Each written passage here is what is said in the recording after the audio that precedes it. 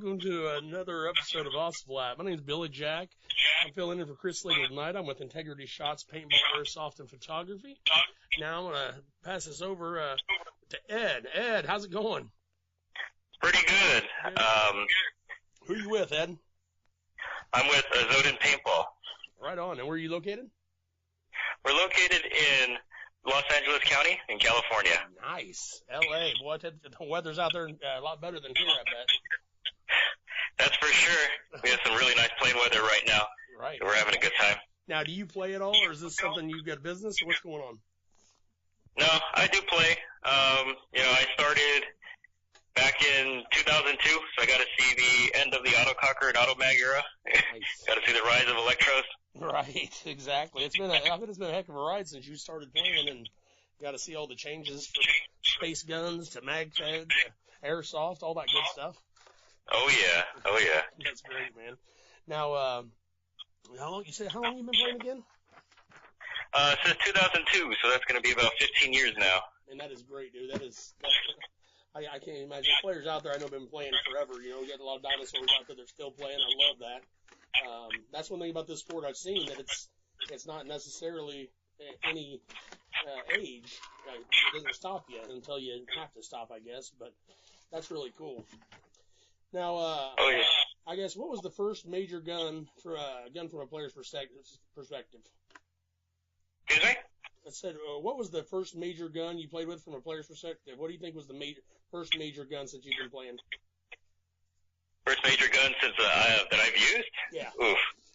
Let's see. I mean, I started off renting Tippmann 98s because that was offered. The first place I went was SC Village, actually. Nice. After that, when I got a little more serious into the sport, probably about a year later, I picked up an old Pro Stock that was broken, quote unquote broken. It was already converted to a pump, so went ahead and fixed it up, and he even gave me pneumatics too, so I was able to teach myself how to time the gun, and went from there. So I started off playing pump mostly. Gotcha. Well, see, I got a lot of friends that are into the pump world, and I tell you what, they swear by it, you know, and it's really cool to see. I've watched them on the field go from pump to back to the auto and move down the line like that. So pump is a experience all on itself. So that's really cool. What's it like working for your company out there? Tell me a little bit more about that. Out here in Azodin, I'm the operations manager, so I pretty much handle everything from sales to event planning to tech work, kind of wherever I'm needed, I am. So it's kind of a dynamic work environment for me. I get to jump around and experience quite a bit. Azodin was definitely a different change of pace for me because, I told you I started on pump, but I quickly transitioned to the electro world when it got started. So you're really in those $1,000, price range guns. And then 2 years after that, Azodin had an opportunity where I could join up, and I was like, why not? I really hadn't looked too much into the entry-level markers because I wasn't really around that anymore. One of the only reasons I knew about Azodin was because of the original KP, original Chaos Pump. So joining the company was quite a change of pace and really added perspective to the game. Prior to working here, I was kind of more looking at just the high-end, the ultra high-end market, things like that. But then when I came here, it gave me perspective that, we do need entry-level markers in the sport, especially to bring new players in. And in many ways, that I was really happy that we can be kind of guardians or shepherds to those new players coming into the sport. We can really help them, give them a positive experience so they'll stay in paintball. Absolutely. And grow the sport. Absolutely. Now, as far as customers and so on like that, do you have customers from all over the world, I assume, that comes and works with you via the internet, correct? Oh, yeah. We do have customers all over the world. We have distributors in Europe, mainly in like Germany, Norway. Azodin Taiwan, our manufacturing facility, handles all the Asia market. And then here out of California, we handle North America and South America. See, that is fantastic, man. It's a little insight to, for people who are just kind of, especially young kids, will sit here and they see what's going on locally, but they don't know how big paintball really is. So this is kind of cool for them to listen to and find out more about it. So now, how was Extravaganza? Tell me about that. Oh, Extravaganza? It was mostly a good experience for us. I mean, we met a lot of our existing customers and international customers that we had, so it was good to touch base once again. But to be candid, the event this year was a little smaller than it was in preceding years, but, you just roll with the punches. Right. And, try and do your best. So what do you think affected that way, in your opinion? Of course, it's your opinion, but what in your opinion would you say kind of affected that Extravaganza being a little bit smaller? Is there something that you saw, or do you think there's more events that people are being drawn to? I think in many ways, I think you can, from Extravaganza, you can see that our companies in paintball are consolidating in many ways. You hear about the Key Action GI deal and things like that, and other bigger corporations getting bigger, but it's kind of a good thing too, because now it opens up space for a lot of the smaller guys to come back and fill in some niche markets. And when these older companies are coming back, or smaller companies, they may not exactly have the budget to go to Extravaganza, especially because they're getting started. Right. But I think we're gonna see more resurgence of some of the classic stuff, because just going through the forums and feeling players' feelings about the sport, it feels like in some ways we're going back to the old school. We're really starting to appreciate what we had back then. Right, and that's really cool. That's a great perspective that you're giving there for that. It's not a negative, but more of a positive. And I love to see the small businesses, being mentioned here, that they're growing up and getting into that world. I think it's fantastic. And I've heard a lot about small companies getting started up and trying to get their feet wet. And I think it's wonderful to see that, because this is honestly paintball, airsoft, it's all this is a really big family environment. I know, people see it as guns and stuff like that. They call them markers. A lot of people do. But the fact of the matter is, if parents could see the family, the brother and sisterhood that comes from this sport, I think it's truly incredible. How do you feel about that? Like, do you see that being kind of similar out there in California?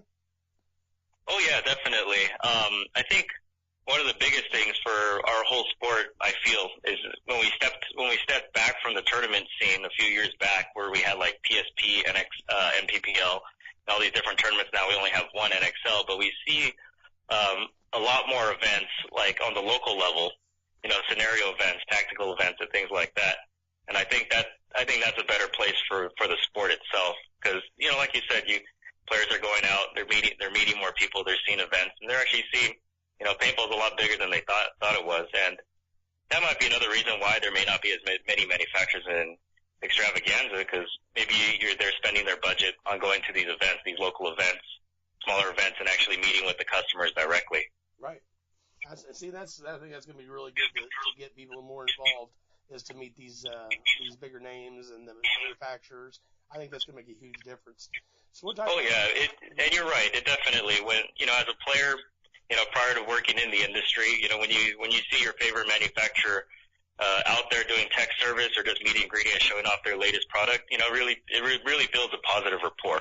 Absolutely. Between the customer and the company. I couldn't agree more. I think that's awesome that you see that value in that. What are some new items that you guys have coming out this year?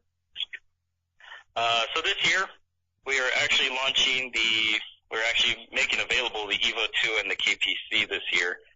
We showed them off last year at Extravaganza, but they weren't ready for production. Yeah, so this year they are going to be available for purchase. Just right now, the Evo 2 just arrived, so that's available now. Okay. The KPC will be available probably third quarter of this year. Great. Yeah, and then we're also releasing blue colors for our Chaos 2 and our Blitz 3. We had a lot of feedback from both our customers and our dealers asking for blue colors in our Chaos 2 and Blitz 3, so we went ahead and added those to our product line, and those will also be available in the third quarter of this year. Man, see, that's fantastic. And, just to be able to see that progressing into, what's coming. You had a teaser of it last year. Now here it is coming to life. You've listened to your customers. You've listened to what their needs are, what their requests are. And, and here you are pulling that together to make it available to them. So that's fantastic. A lot of companies don't listen to their player feedback or customer feedback, and it looks like that you guys have. Yeah, coming on that, I know the KP3, we've had a lot of requests from a lot of guys, and I'm sure the guys listening to this podcast can be happy. We are working on an auto trigger for the KP3. We're definitely looking at it this year. So hopefully we have something by next year for you guys. See, that's going to be fantastic. These all the KP3 players are going to be all into that. It's something they're going to be jumping on as soon as you can pull something together for them. And they're going to definitely. That's going to be the biggest thing. Definitely. Because I think the KP3 was the right product at the right time. I think Pump was having a resurgence, about 2 years ago, and I think that really helped out. Grow Pump in general. Absolutely. Having a good low-cost option for players, and a lot of feedback came in from that. So got to make some improvements. My shooter that shoots with me, her son, Panda, he goes by Panda on the field. Colt Sailors, he's a young gun, 14 years old. I know he's got a KP. I mean, I'll tell you what, he loves that thing. Now he's a big Fed player all of a sudden, but you'll see him out there that KP in 3, and he gets out there and just rocks it out. So he's a pretty awesome little dude.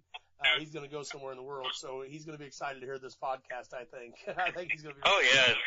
Yeah, that's going to be awesome. Definitely. And, I think Pump and MagFed go hand in hand. There's a lot of events that mix the two. Absolutely. So I think that's really good. It is. It really is good, and they can experience that together. And, just to watch a Pump player, you really have some serious skills when you got the electros out there against them, But the MagFed world is more tactical, I've seen.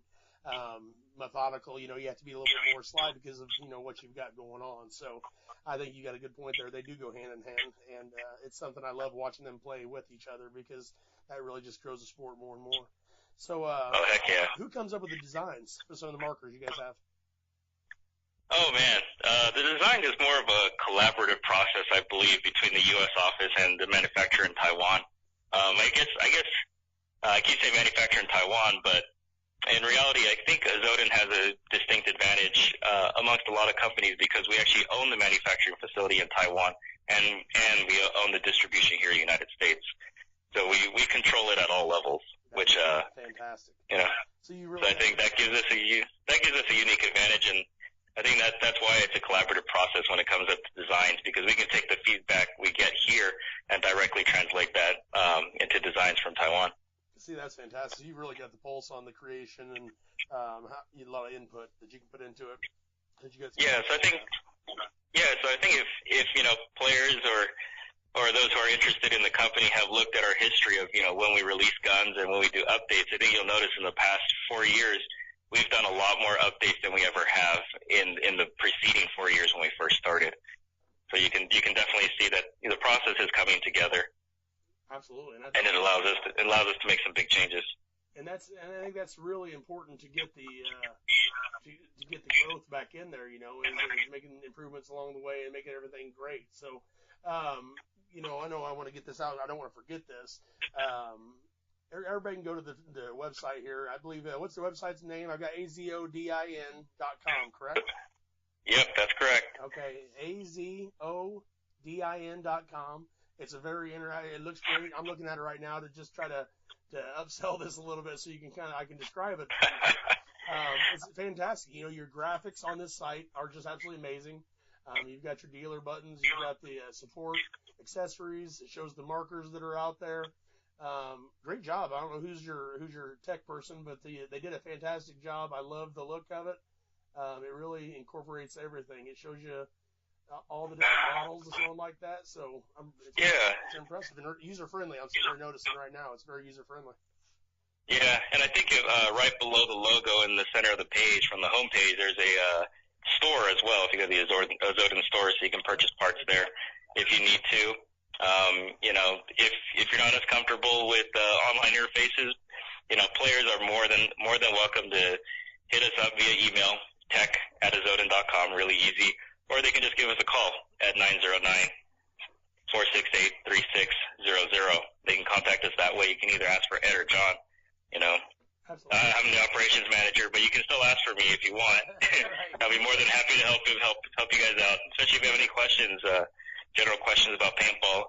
I know a lot of guys who come in are still new to the sport, so they have questions about tanks, hoppers, what pairs best with the gun, and we try and give them, advice from our own experience. Absolutely. And, like you said, the phone number and all that it's all available on the contact tab. So if you have minimal experience or not as comfortable going through everything, and you forget that phone number, at the top of the page is a contact tab.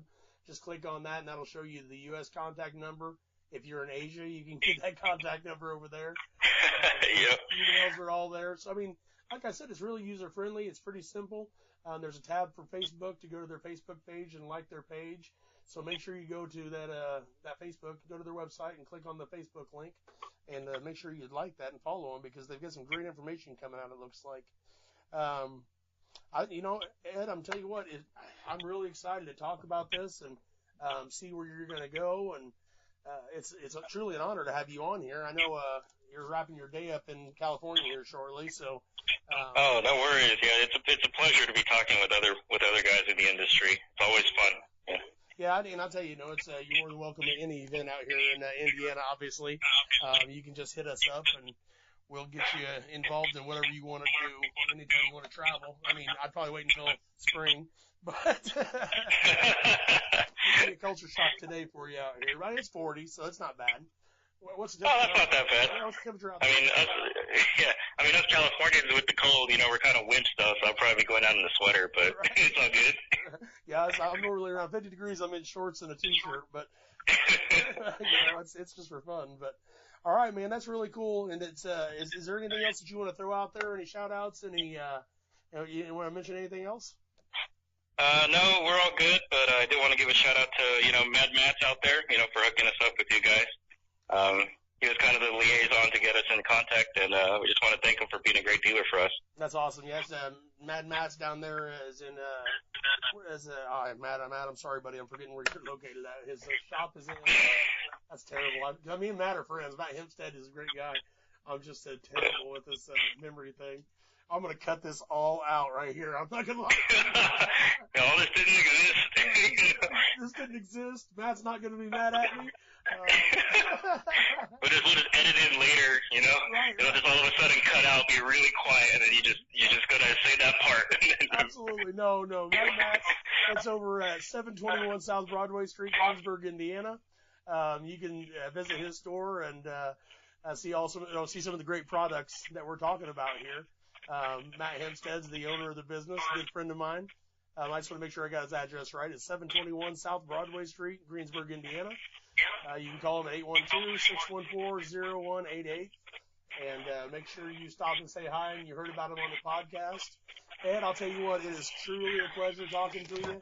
I hope I personally get a chance to meet you one of these days. If I get out to Cali, I'll be sure to swing in and take some pictures while I'm there, because that's what I do. So, most definitely. Well, hopefully one of these days we'll make it over to Indiana to one of you guys' events. Man, that'd be fun. Absolutely. Look me up on Facebook, man. I'll be Integrity Shots, Paintball, and Airsoft Photography.